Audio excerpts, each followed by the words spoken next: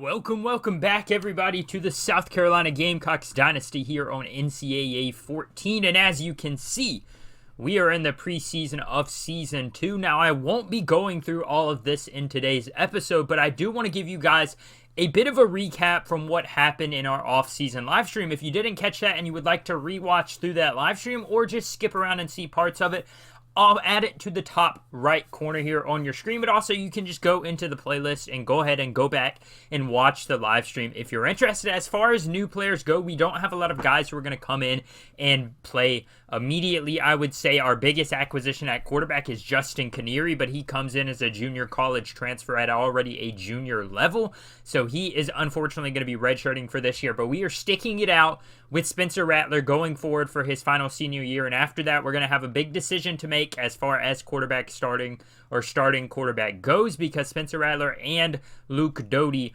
are leaving after this season. At the running back position, we return a ton of production. Marshawn Lloyd, Juju McDowell, Rashad Amos, Lavosa Carroll, and new redshirt freshman, or true freshman, I should say. He's redshirting this year, Brandon Hammond, out of Barnwell, South Carolina. The fullback position just got filled by a bunch of auto-generated guys. At the wide receiver position, thankfully, we did return a few actually decent receivers. Antoine Wells Jr., who was our best receiver last year, he was the number one guy, and Corey Rucker didn't get a lot of playing time last year, but I expect some big things out of him over the next year or two, depending on how well he performs. Landon Sampson is the redshirt freshman. He will finally get a chance to be involved in this offense, and behind them, we don't have a lot of experience. Brandon Robinson, Chris Dobzinski, Quentin Beck, Chad Stevens, Norris Purcell, and Ben Williams, all true freshman receivers who have not touched the field yet to start the year. So we're going to have to see which one of them will be able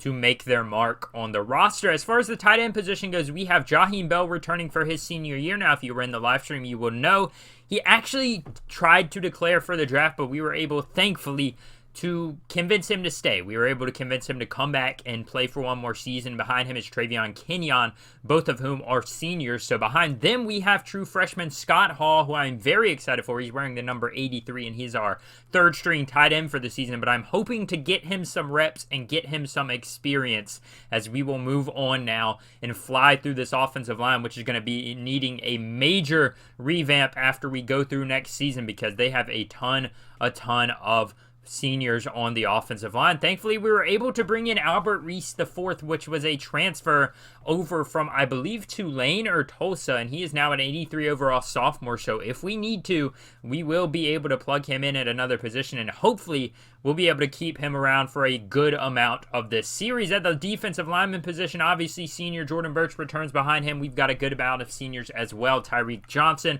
Hot Rod Fenton, Rory Patrick is the big name we brought in, a true freshman defensive lineman there, and Tyler Upshaw is the other freshman we brought in. On the other side, the right end, we have got Terrell Dawkins and Gilbert Edmond as well, both of them return, and Tonka Hemingway is going to lead the way for the defensive tackle. Alex Huntley behind him, Nick Barrett, TJ Sanders, and Jamal Wilson. A good amount of youth on this defensive tackle position, so I am very, very excited to see what they can do. As far as our linebacker positions go, we leave a little bit to be desired. Daryl Ware, starting left outside linebacker. Behind him, we have true freshman Greg Jackson. Expect him to get some minutes as well because of the lack of depth. Behind them on the middle linebacker position, we have Mo Kaba, our best defensive player at that middle linebacker position. Then Stone Blanton, expect him to get a lot of playing time this year as a sophomore as well. Debo Williams rounding out the right outside linebacker, followed behind redshirt freshman Donovan Westmoreland.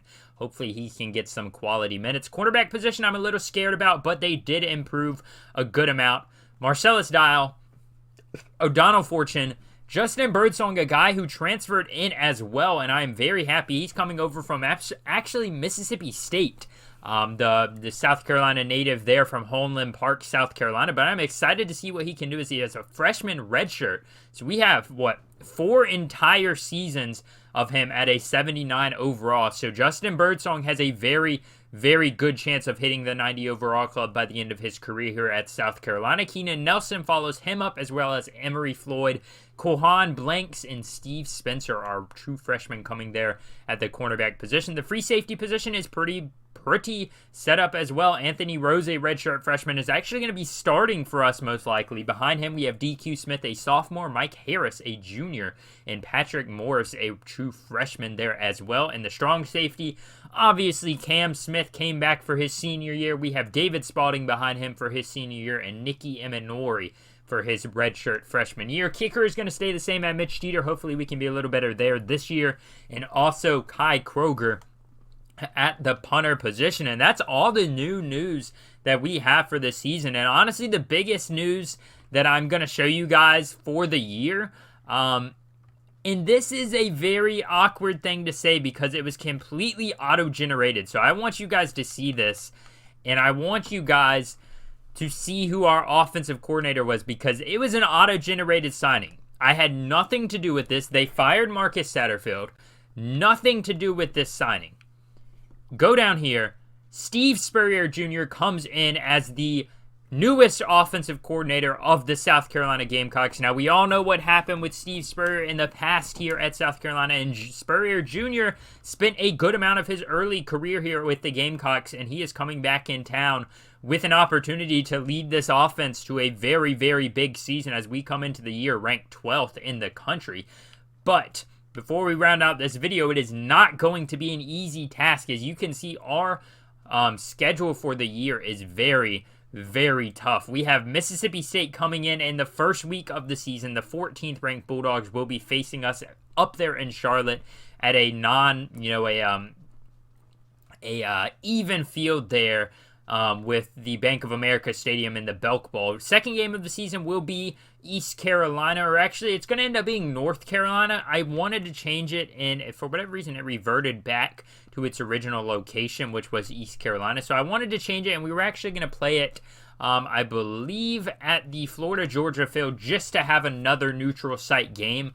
That one's going to be a ton of fun as we get to take on the 6th-ranked Tar Heels with sophomore quarterback Drake May, who has lit up the country so far. But after them, we have Georgia at number 4, Texas A&M at the 4th week. Bye week before we get into the rest of our SEC play, where we take on Kentucky, Arkansas, Tennessee, Missouri, Vanderbilt, Florida in a bye week after taking on Ohio to round out the season to take down the Clemson Tigers. So there's a lot of pressure on this season. We do not have an easy schedule by any means. It is going to be a very, very tough schedule to get through. But at the end of the day, this Gamecock team fought hard at the end of last season, and they are going to have a very, very good chance. We're going to put the best team out there on the field every week, whether it's by overall or whether it's by who's playing the best. And that is no doubt in my mind as the head coach of this South Carolina football team. But thank you guys for joining me for this episode and this kind of a recap of the offseason / an introduction to the team for the year. And also, I want to say that I do have an idea for this season. I'm going to probably be including, outside of the regular episodes, which will have the games we play, I think I'm going to include recruiting episodes outside of that, or also maybe like a what's going on in the league episode. So let me know what you guys think about that idea. I think it could be a fun idea at the minimum. Like if we have a very big matchup between Georgia and Alabama in the regular season, maybe we see a few plays from that game and see exactly how that game transpired. I'm just kind of trying to throw some ideas out there, though. Thank you for joining me for this episode. If you did enjoy, if you want to see the rest of this series, hit the like button, subscribe, and turn on post notifications so you never miss an upload for the series. I'll talk to you guys next time. Adios.